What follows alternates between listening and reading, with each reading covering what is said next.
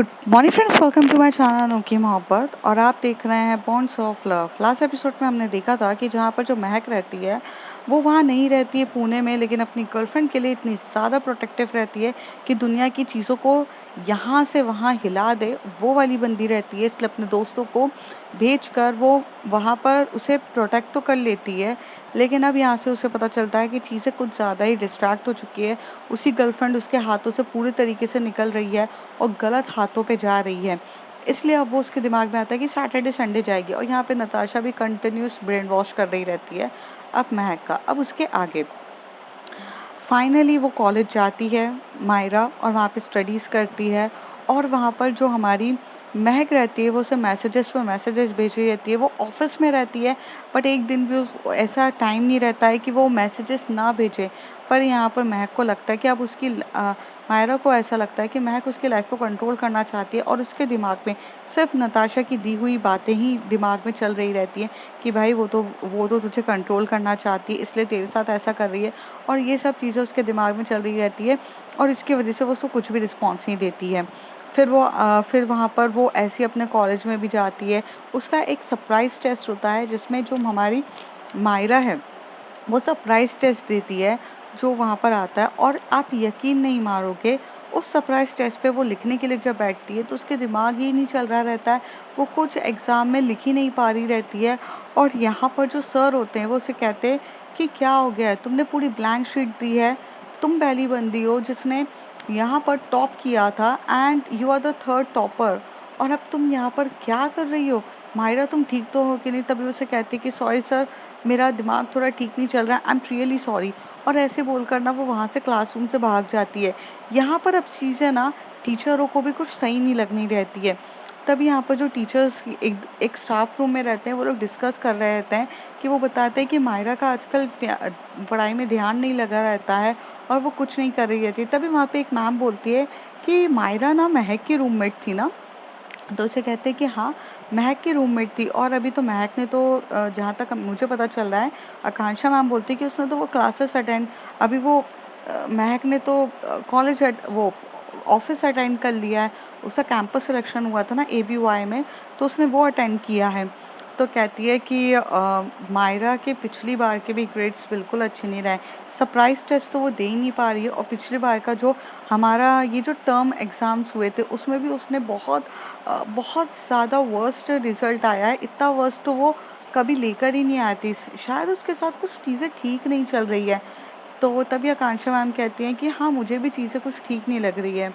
और और वो ऐसी बिल्कुल भी नहीं है। आजकल वो किसी से बात नहीं करती है, काफ़ी गुमसुम सी रहने लग गई है। शायद वो महक के जाने के बाद उसको बहुत ज़्यादा कुछ चीज़ें हर्ट करी है। मुझे भी ऐसा लगता है। बट ऐसी वो दूसरी वाली मैम कहती हैं कि अगर ऐसे ही चलता रहा तो अभी तो सिर्फ और सिर्फ 1 महीना बचा है एग्ज़ाम आने में, और उसकी प्रिपरेशंस नहीं है, और वो कैसे फिर इस सेमेस्टर क्लियर कर पाएगी। तो उसे बोलते कि हाँ, ये तो सोचने वाली बहुत बड़ी बात है। इस बारे में मैं सोचती हूँ। तभी यहाँ पर ऑफिस में महक बैठी रहती है, और यहाँ पर वो काफ़ी ज़्यादा देख रही रहती है। तभी उसका फ़ोन रिंग होता है, और वो यहाँ पर अपनी जो कोडिंग रहती है उसे काफ़ी अच्छे से कर रही रहती है। फ़ोन आता है, उसे वहाँ पे डिस्प्ले होता है आकांक्षा, आकांक्षा मैम। तो वो वहाँ पे जाती है, आकांक्षा मैम का फ़ोन पिकअप करती है, उसे बोलती है hello ma'am, after certain long time आपको मेरी याद कैसे आई। तो कहती है कि तुम तो मुझे याद नहीं करती हो, तो मैंने सोचा मैं ही तुम्हें याद कर दूँ। सबसे पहले ये बताओ कि तुम इतने अच्छे से कंपनी में चली गई हो, तो मुझे पार्टी वार्टी दोगे कि नहीं। तो उसे कहती है कि डेफिनेटली मैम, मैं बिल्कुल आपको पार्टी दूंगी, and I M must arranging a very good party. महक का बोलती है कि मैम सैटरडे को मैं आ रही हूँ मुंबई, और मायरा का बर्थडे भी है, so we will celebrate this birthday.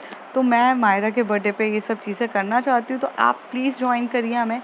तो कहती हैं ओह, तो तुम अभी भी मायरा के टच में हो। तो कहती है कि हाँ, ऐसा क्यों बोल रही हो आप। तो कहती है कि मैंने एक्चुअली मायरा से रिलेटेड ही तुमसे बात करने की कोशिश करी थी। मायरा तुम्हारी रूममेट रह चुकी है, तुम्हारे साथ बहुत अच्छा उसका बिहेवियर है।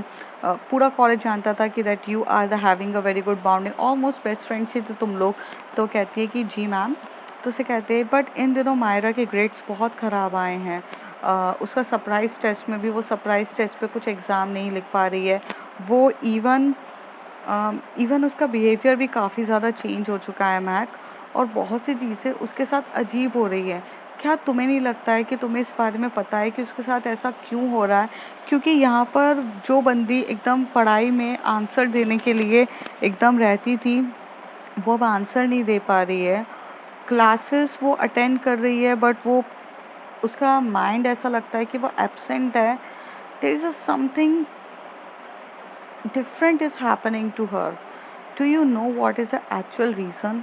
तो उसे कहती है कि ma'am, kind of I know that, but अभी कैसी है वो? तो उसे कहते हैं कि no, she is not well. If you know that the kind of reason, तो प्लीज़ शॉर्ट आउट हर। उसका करियर दाव पे लगा हुआ है। और I will must say, please, if you guys having a fight, if you guys uh, whatever, because जहाँ तक मुझे पता चला है कि तुम्हारे जाने के बाद उसका बिहेवियर बहुत ज़्यादा अपसेट हो गया है। तुम्हारी और फ्रेंडशिप उसके लिए बहुत हाई पिक की लेवल की थी। अभी अगर ये सब चीज़ें जो भी तुम दोनों के बीच में हुआ है, I will must say please short out. एक उसके करियर की बात है, और एक वो बहुत अच्छी बंदी है, तुम्हें पता है। उसको प्लीज़ शॉर्ट आउट करो। तो उसे कहती है, उसी को शॉर्ट आउट करने के लिए मैम मैं आ रही हूँ। एक्चुअली मैम आज से 2 दिन के बाद मैं आ रही हूँ। मैं मॉर्निंग में निकल ही रही हूँ। मैं कुछ 10-11 बजे तक पहुँच जाऊँगी। मॉर्निंग की मैं बस लूँगी और मैं मुंबई मैं पहुंच जाऊंगी। एक्चुअली मेरा भी न्यू ऑफिस है, ट्रेनिंग पर्पसेस चल रहे थे। इसकी वजह से मैम इतना ज़्यादा इशू हो रहा था कि मैं उसे टाइम भी नहीं दे पा रही थी। तो कहती है टाइम तो नहीं है, बट आई मस्ट से कि प्लीज़ क्लियर करो उसके साथ जो भी चीज़ें। अब मुझे ऐसा लग रहा है कि कुछ ठीक नहीं है।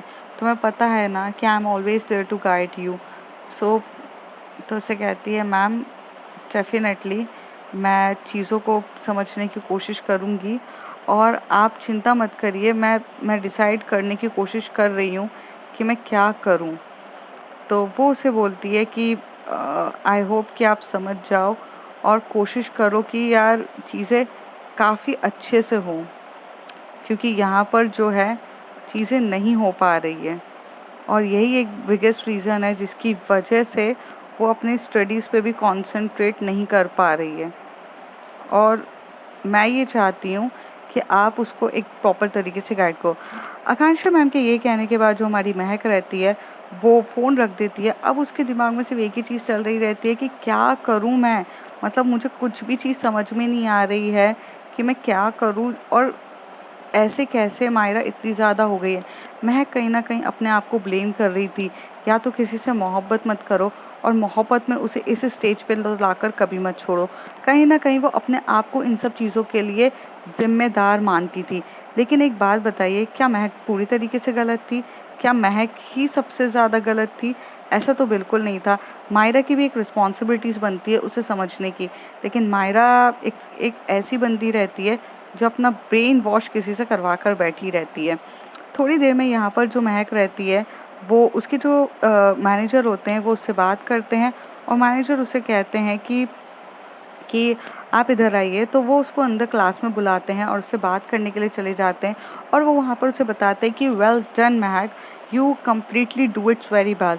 तो उसे कहते हैं कि sir, if you don't mind कि मैं ये सोच रही थी कि सर कल तो फ्राइडे है, तो क्या मैं एक छुट्टी ले सकती? तो उसे कहते कि महक, वैसे तो मैं ये कहना चाहता था कि कल ना हमारे बॉस आ रहे हैं, और वो बॉस जो हैं उनके लिए ये बहुत ज़्यादा इम्पोर्टेंट है। तो वो मुझे नहीं लगता है कि तुम्हें ये सब छुट्टी अभी लेनी चाहिए। किसी भी हाल में तुम्हें ये सब छुट्टी नहीं लेनी चाहिए, क्योंकि अगर तुमने छुट्टी ली तो तुम्हारा जो इम्प्रेशंस इतना अच्छा है उनके सामने, जो हमने इतनी तारीफ़ करी है, वो सब खराब हो जाएगी।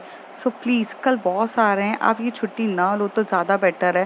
And I will must say कि तुम्हें, तुम्हारी जो पोजीशन है ना वो बहुत अच्छी है, तो पोजीशन मत खराब करो। एंड ऐसा कुछ अर्जेंट काम है क्या? तो उसे कहती है कि नहीं नहीं, मतलब ऑलमोस्ट मुझे मुंबई जाना था, कुछ कॉलेज से रिलेटेड है काम, इसलिए। तो उसे कहते हैं कि सैटरडे जा सकती हो? तो उसे कहती है कि हाँ सैटरडे है। तो कहते प्लीज़ पोस्टपोन इट, और ऐसे कह के वो उसे बोल देते हैं। महक भी तो कहीं न कहीं यार बिज़ी रहती है। नए-नए ऑफ़िस में आपका होता है, अगर आपका अगर बॉस आ रहा है, जो मेन यहाँ से फ़ॉरेन से आ रहा है, अगर आप उसी के सामने एक नहीं रहो, तो आप तो अपनी इमेज ही पूरी ख़राब कर दोगे ना। तो वो उसे चुपचाप रहती है। तभी वो यहाँ पर एक फ़ोन लगाती है, किसको? लक्ष्य को। और लक्ष्य को कहती है, भाई तू मेरा एक काम कर देगा, तेरा बहुत बड़ा एहसान होगा मेरे पे काम करेगा। तो वो उसे बोलता है, बहन तू पागल है क्या? अपने भाई भी बोल रही है और एहसान की भी बात कह रही है। कहता है कि बस यार, कल का दिन है, तू बस किसी भी हालत में मायरा पे अगर नोटिस रख सकता है तो प्लीज़ थोड़ी सी नज़र रख देना। तो उसे कहता है कि हाँ, मैं ये कोशिश करूँगा, लेकिन तुझे भी तो पता है ना यार कि यार हम उस कॉलेज में रहता नहीं हूँ और मेरे से वो 10 किलोमीटर दूर स्पेस है और मेरी जॉब यहाँ पर है। अगर मुझे डेफिनेटली कुछ होगा ना, मैं करूँगा। तो उसे कहता है कि ठीक है। यहाँ पर ये दिन बीती जाता है, उसे बहुत सारा प्रोजेक्ट मिलता है और यहाँ पे जो मायरा रहती है, अब जब अपने वहाँ पर जाती है, मतलब अपने पीजी में, तो एज़ यूजुअल जो हमारी प्यारी सी जो क्यूट सी वो रहती है, जो हमारी मायरा रहती है, वो शांति से बैठी रहती है और तभी वो उसे बोलती है कि मुझे अब चलना चाहिए। तो वो उसे बोलती है कि अब मतलब जो नताशा रहती है वो उसे बोलती रहती है अब हमें चलना चाहिए। तभी वो पूछते हैं कि अब हमें कहाँ जा रहे हैं? तो वो उसे कहती है कि कम ऑन यार, अब हमें थोड़ा घूमने फिरने चलना चाहिए। तुम्हारा मूड तो देखो ना कितना ऑफ है। देखते से ही मुझे समझ में आ रहा है कि तुम काफ़ी ज़्यादा टेंशन में हो। कुछ ऑफिस कॉलेज में हुआ था क्या?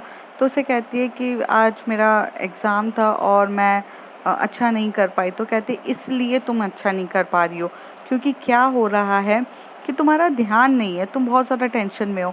अगर तुम यहाँ से हमारे साथ चलोगी, थोड़ा-सा अगर घूमोगी फिरोगी ना, तो हर चीज़ें बहुत अच्छी हो जाएगी। ऐसे वो उसे बोलती है, तभी उसे बोलती है कि नहीं, मुझे मुझे नहीं जाना है।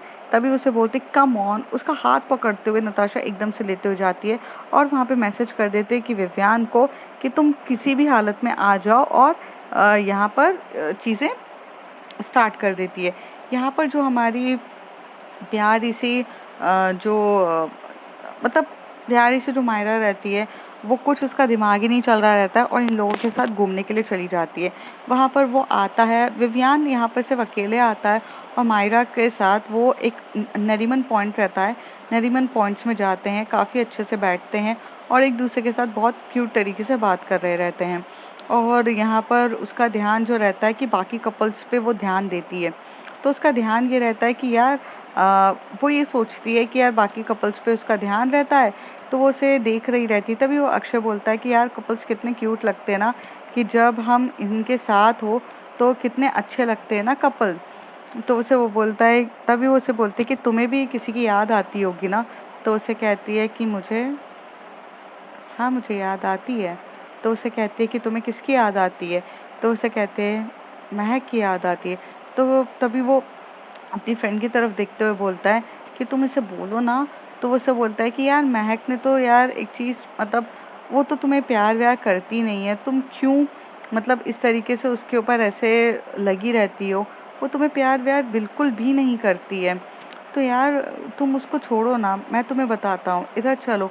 और उसे लेकर जाता है, उसे घुमाने फिराने की कोशिश करता रहता है और बहुत कुछ। तभी वो उसे कहती है कि तुम्हें पता है कि जब मैं यहाँ पे महक के साथ आती थी तो महक मुझे यहाँ पर बहुत सी चीज़ें अच्छी-अच्छी खिलाया करती थी। तभी वो उसे कहती है कि अच्छा लाओ मैं भी खिला देता हूँ। इस तरीके से वो उसको बहुत अच्छे से खिलाता-पिलाता, अच्छे से बात-वात कर रहा रहता है और उसके साथ बहुत अच्छे से एकदम स्वीट, एकदम डेडिकेटेड बॉय की तरह रहता है। तभी वो उसे बोलती है कि कल मेरा बर्थडे है और पता है बर्थडे है कल मेरा, और मेरा बर्थडे काफ़ी ज़्यादा स्पेशल तरीके से मनाया जाता है। तभी वो उसे बोलती है कि तुम्हारा कल बर्थडे है, डेफ़िनेटली तुम्हारा बर्थडे भी हम भी बहुत अच्छे तरीके से बनाएँगे। तुम टेंशन मत लो। ऑफ़ कोर्स अगर महक नहीं है तो हम तो हैं। यहाँ पे ये चीज़ नताशा कहती है। तभी विवियान कहता है कि मैंने कुछ प्लानिंग कर लेता हूँ। तभी वो अपनी कुछ प्लानिंग के बारे में सोचता है। रात का टाइम रहता है और यहाँ पर जो हमारी प्यारी सी मायरा रहती है वो सोचती है कि रात के 12 बजे सबसे पहले अगर कोई उसे मैसेज करेगा तो वो करेगा। लेकिन यहाँ प्रॉब्लम पता है क्या हो जाती है कि मायरा तो उसे कॉल करना चाहती थी, लेकिन महक तो उसे कॉल करना चाहती थी, लेकिन मायरा ने उसके फ़ोन को क्या ही बोलूँ, उसके फ़ोन को ब्लॉक करके रखा था और यही एक रीज़न था। वो उसे बहुत ज़्यादा मैसेजेस करती है। मायरा को खुशी भी होती है कि ब्लॉक करने के बाद भी वो बंदी उसे बर्थडे विश करना नहीं भूलती है और इतने अच्छे से तरीके से रहती है। तो वो उसे बोलती है कि मुझे पता है तुमने मेरा मैसेज सीन कर लिया है, हालांकि काफ़ी गुस्सा हो तुम मुझसे, तुम्हारा गुस्सा होना भी जायज़ सी बात है।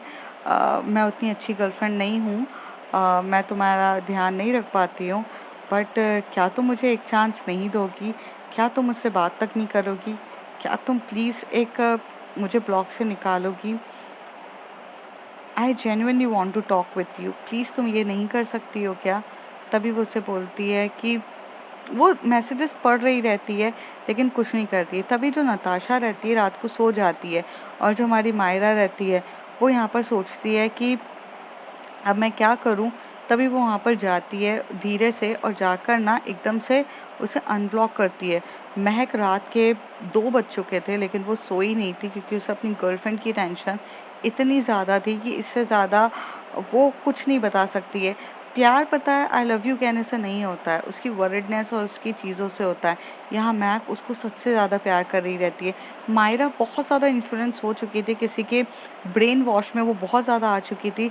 लेकिन जब वो उसे बहुत क्यूट मैसेजेस भेजती है और बोलती है कि प्लीज़ मुझे अनब्लॉक करो, तभी वहाँ पर जो मायरा रहती है वो भी उसके बिना रह नहीं पा रही थी।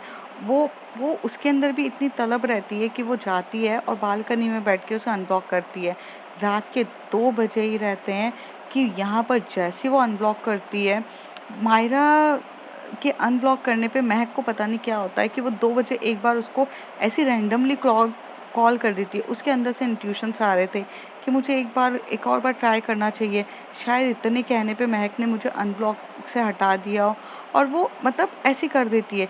तभी मायरा ये देख के शॉक्ड हो जाती है कि जैसे ही वो उसे अनब्लॉक करती है तभी यहाँ पे महक का कॉल आता है। महक कहती है और वो महक इतनी खुश होती है कि उसका जो फ़ोन है वो लग चुका है। तभी उसे बोलती है कि हाय, तो उसे बोलती है कि हे बेबी, थैंक गॉड तुमने मुझे अनब्लॉक तो किया। I am very very happy you unblock me. You know what, it's feeling like a heaven when you unblock me. तो उसे कहती है वो सिर्फ इतना हल्के में जवाब देती है। तभी उसे कहती है कि बस इतना हल्के में, माना इतना गुस्सा हो, इतनी ज़्यादा गुस्सा होने की इतना क्या है, I have a surprise for you. तभी वहाँ से बोलती है क्या सरप्राइज है? तभी महक बोलती है बेबी, अगर मैंने तुम्हें सरप्राइज के लिए अभी बता दिया तो वो सरप्राइज सरप्राइज कैसे रहेगा? बस तुम इतना इंतज़ार करो कि मैं तुम्हें एक बहुत बड़ा सरप्राइज देने वाली हूँ। ब्रेकअप करके? मायरा कहती है। तो उसे कहती है मैंने कभी तुमसे ब्रेकअप की बात ही नहीं करी है। पता नहीं, मुझे समझ में नहीं आ रहा है कि लोग तुम्हें क्यों बोल रहे हैं कि मैं तुमसे ब्रेकअप करूँगी। एक इतनी प्यारी गर्लफ्रेंड जो मेरा इतना ख्याल रखती है, जो इतनी अच्छी वाइफी है मेरी, तो मैं उसके उसके को ब्लॉक मतलब उससे ब्रेकअप करके मुझे क्या सुकून मिल जाएगा? And there is any reason to breakup with you? तुम ही बताओ, तुम्हारे मन में ये किसने डाला है कि? तो उसे कहती है अगर ब्रेकअप नहीं करना होता तो तुम मुझे तो छोड़ के चली गई हो। तुमने तो मतलब अपने करियर को ज़्यादा इम्पोर्टेंस दी, मुझे तो इम्पोर्टेंस ही नहीं दी है। तो उसे कहती है कि करियर को इम्पोर्टेंस दी है, ठीक है, करियर को इम्पोर्टेंस देना एक समझ में आता है क्योंकि वो ना मेरे लिए बहुत ज़्यादा ज़रूरी था। बट एक बात बताओ, मैं तुम्हें इम्पोर्टेंस क्यों नहीं दूंगी? क्या करियर लेते टाइम मैंने तुम्हें ये कहा कि अब मैं तुमसे रिश्ता तोड़ रही हूँ? हालांकि तुम्हारा गुस्सा होना जायज़ सी बात है बेबी, मैं समझती हूँ, बट ये मत सोचो कि मैं तुम्हें छोड़ रही हूँ। तो उसे कहती है कि प्लीज़ एक बात ध्यान रखना, कभी भी मुझे ब्लॉक मत करना, और एक बात याद रखना, जो इमरजेंसी में तुमने मेरा नंबर डाला है ना, उसे हमेशा से अलाउ करना और अपनी लाइव लोकेशंस मुझे सेंड कर देना जब भी हो। तो उसे कहती है उससे क्या हो जाएगा? तो उसे कहती है तुम्हें मुझ पर ट्रस्ट है ना? लास्ट टाइम तुम्हें याद है ना कि अगर कोई भी मुसीबत में हो तो मैं तुम्हें बचाने आऊँगी? तो कहती है लास्ट टाइम जैसी चीज़ें नहीं होती है। लास्ट टाइम तुम मुंबई में थी और अभी तुम सिर्फ पुणे में ही सेटल हो चुके हो, तो अब यहाँ पर वो चीज़ पॉसिबल नहीं है। अब मुझे अपना ख्याल खुद रखना पड़ेगा। अब अपने अडल्ट तो खुद ही बन चुकी हूँ, अब मुझे अपने ही ध्यान में खुद रहना पड़ेगा। मुझे पता है कि तुम अब यहाँ पर हो नहीं हो मेरा ध्यान रखने के लिए। तभी वो उसकी तरफ देख के बोलती है कि क्या हमारे 3 साल का प्यार क्या सिर्फ एक 3 महीने के गैप से चला जाएगा? क्या तुम हमारे 3 से 4 साल का प्यार तुम सिर्फ 3 महीने में ऐसे दोगी? तुम्हें 3 महीने में मेरा वो प्यार, वो सब चीज़ें सब समझ में नहीं आ रही है।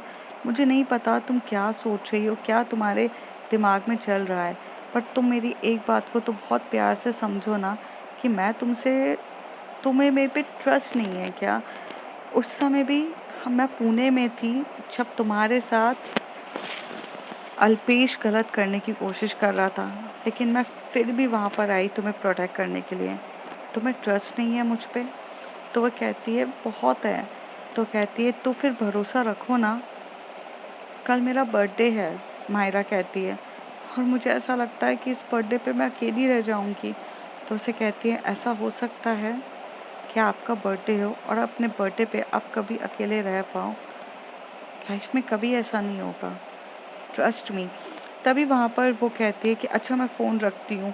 तो उसे कहती है क्यों, क्या हो गया? तो उसे कहती है कि नहीं वो तुम्हारा भाई भी होगा, तुम तो मुझसे रात को वैसे भी बात नहीं करती हो, और दूसरी चीज़ नताशा उठ जाएगी, फिर वो मुझे बोलेगी कि मैं तुमसे क्यों बात करती हूँ वगैरह। तो मैं रखती हूँ, मैं तुमसे कल बात करूँगी अगर तुम्हारे पास टाइम हुआ तो।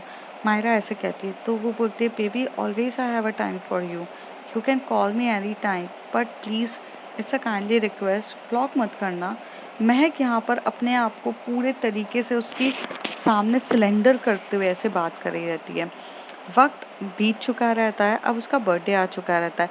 बर्थडे में ये डिसाइड रहता है कि आज उसे बिल्कुल भी किसी भी हालत में यहाँ से जाने नहीं दिया जाएगा, मतलब कॉलेज उसे जाने नहीं दिया जाएगा। यहाँ पे नताशा जो रहती है उसके बर्थडे के लिए, सेलिब्रेशन के लिए उसे बोलती है हे बर्थडे गर्ल, चलो चलो I have a surprise for you. तभी वो बोलती है कि मुझे कोई सरप्राइज की ज़रूरत नहीं है। तो उसे कहती है कि no no, you are my roommate and I am your the best roommate. ऐसे करके नताशा उसे लेके हुए जाती है। नताशा वहाँ से उसे लेते हुए जाती है एक एक फ्लैट में लेकर जाती है वो। तो उसे बोलती है कि ये तो किसी का घर दिख रहा है। तो उसे वो बोलती है कि हाँ ये विवियान का फ्लैट है, हम विवियान के आए, विवियान ने अपनी क्रश के लिए ये सारी चीज़ें करी है। तभी मायरा कहती है क्रश? तो कहती है वो तुम्हारे विवियान की तुम क्रश हो, और विवियान तुम्हें बहुत ज़्यादा पसंद करता है, और तुम्हें पता होना चाहिए कि विवियान वैसे ही बहुत कम लड़कियों को पसंद करता है। तो वो तुम्हारे लिए यहाँ पर आया, चलो चलो यहाँ पर है। यहाँ पर केक लेकर आया रहता है और पूरे की पूरा लाइटिंग्स लगी रहती है, डिस्को लाइट वाली लाइटिंग्स लगी रहती है।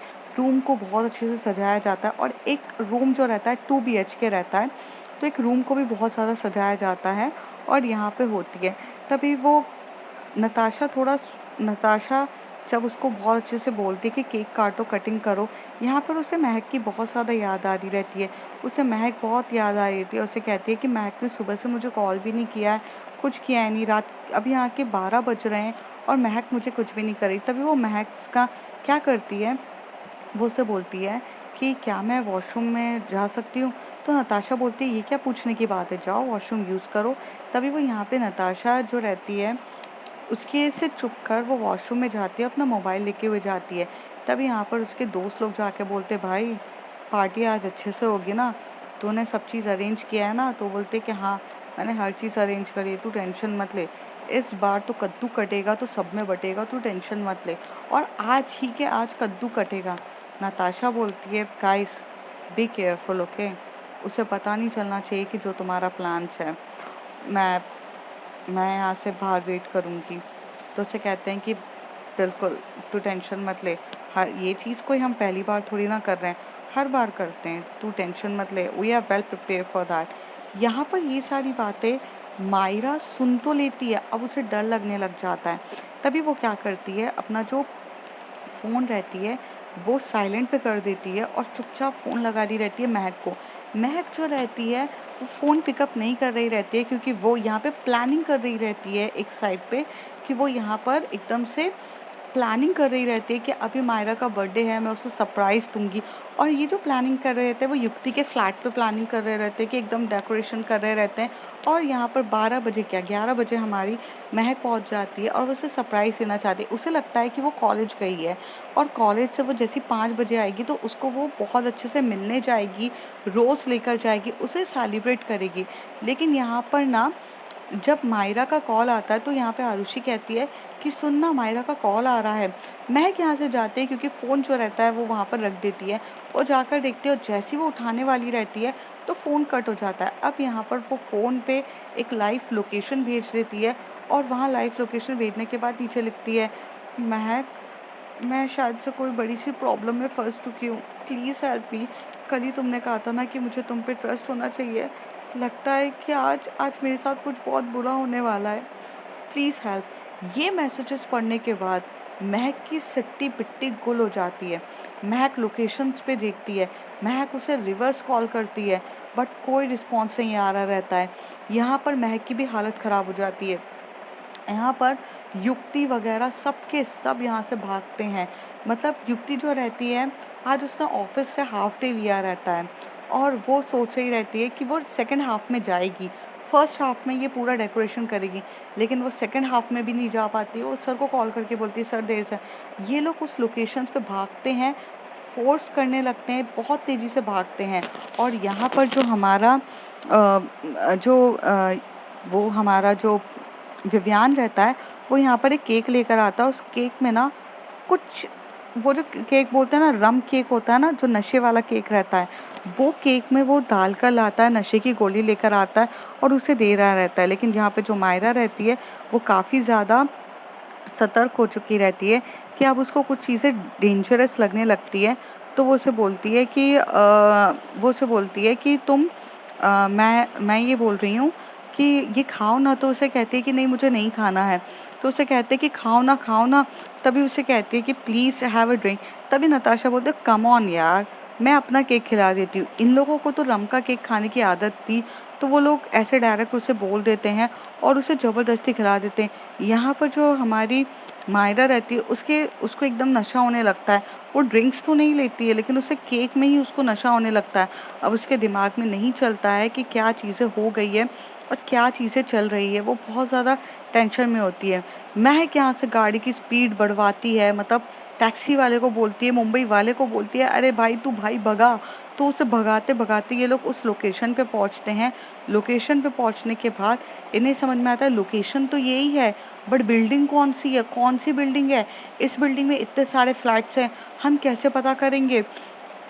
तभी आरुषि बोलती है कि एक काम कर सकते हैं, 3 बिल्डिंग है यहाँ पे, ठीक है, तीनों डिवाइड करते हैं, हम 3 लोग हैं, मैं उस जाके वॉचमैन से उधर से पूछती हूँ, तुम उधर से पूछो, यहाँ से पूछो। ये तीनों डिवाइड हो जाते हैं, वॉचमैन से पूछना स्टार्ट करते हैं। तभी यहाँ पर वॉचमैन बोलता है कि बैचलर्स तो ऊपर भी रहते हैं, एक ऐसा है। तभी वो उसे बोलते हैं कि पता करे तो क्या करे, एक लड़की को आते हुए देखा। तभी वो जो वॉचमैन को दिखाते हैं मायरा की फोटो। तभी वो उसे बोलते हैं कि हाँ हाँ, ये बंदी तो अभी ऊपर गई है। तो उसे बोलते कौन से फ्लोर पे गई है। तो कहती है कि एक नताशा मैडम के साथ गई है। अगर नताशा मैडम तो यहाँ पर आती रहती है 5th फ्लोर पे, 508 फ्लैट है, वहाँ पर कुछ लड़के रहते हैं और आज शायद वहीं पर लड़कियां तो उन्हीं के फ्लैट पे आती जाती रहती हैं। तो उसे कहते हैं कि ठीक है। माहिरा यहाँ पर कॉल करके बोलते कि गाइस, इस बिल्डिंग पे आओ, बी विंग में आओ, बी विंग में 508 पे है, चलो जल्दी से। ये लोग फटाफट जाते हैं। माहिरा वहाँ पर कहीं ना कहीं कभी हद तक थोड़ी बहुत सोई हुई रहती है, उसके साथ अभी तक कुछ भी ऐसा नहीं हुआ रहता है। ये सोच रहे रहते हैं कि वो पूरे तरीके से अनकॉन्शियस हो, तभी अपना कद्दू कटेगा सब में बटेगा वो वाला किस्सा करेंगे। तो भी विव्यान सोचा रहता है पहले तो कद्दू वो खाएगा, उसके बाद सब लोग खाएंगे। इन लोगों के दिमाग में ये चीज़ चल रही रहती है। नताशा वहाँ पर बैठ के वाइन पीते हुए ये सोच रही रहती है कि जो काम करना है करो जल्दी से, इसे पता भी नहीं चलना चाहिए और काम भी हो जाना चाहिए। थोड़ी देर में वहाँ पे नॉक नॉक होती है और नॉक नॉक में वो बोलते कि अब कौन आया है। नताशा एकदम से मतलब कॉन्शियस तरीके से खोल देती है। जैसे वो गेट खोलती है तो वहाँ पर 3 लड़कियाँ रहती हैं। तभी उसे ये समझ में आ जाता है कि 2 लड़कियाँ तो कौन है। तभी वो लड़की अंदर घुसते हुए बोलती है, मायरा कहाँ है। महक बोलती है ये बातें तो कहती है तुम कौन हो। तो कहती है जिसके नाम से ही तुम्हारी फट जाए वो है ये, युक्ति कहती है, और से कहती है महक है ये। और महक वो आते बोलते हैं कि क्या हो गया, और तभी वो उसके एक हाथ लेती है, उसके जमकर उसके फेस पे मारती है, और महक का एक पंच उसको नीचे गिरा देता है। तभी सब लड़के आते हैं और उसके मुक्के पे मारती है। तभी आरुषि बोलती है कि मायरा, मायरा थोड़ी सी बेहोश है। वो मायरा को ऐसे उठाने की कोशिश करते हैं और उसे उठाते हुए लेकर जाते हैं, लेकिन महक का तो गुस्से का लेवल हाई रहता है। वहाँ जो बॉटल रहती है वो तो एक सर पे ही फोड़ देती है। वहाँ पे 3 लड़के रहते हैं, एक के सर पे फोड़ देती है, दूसरा जो विव्यान रहता है उसका मुंह लेके केक में ही डाल देती है, और दूसरा वहाँ से वो युक्ति रहती है, वो बेंच जो होती है ना, वो क्या बोलती है, उसके लेके उसको सर पे मार देती है। और इस तरीके से वो बहुत जम के उनको मारती है। इन लोगों ने चलते चलते पुलिस को तो इन्फॉर्म कर दिया रहता है। 10 से 15 मिनट के बाद पुलिस आ जाती है। सबसे पहले वो उठाते बोलती है कि ये ऐसा है।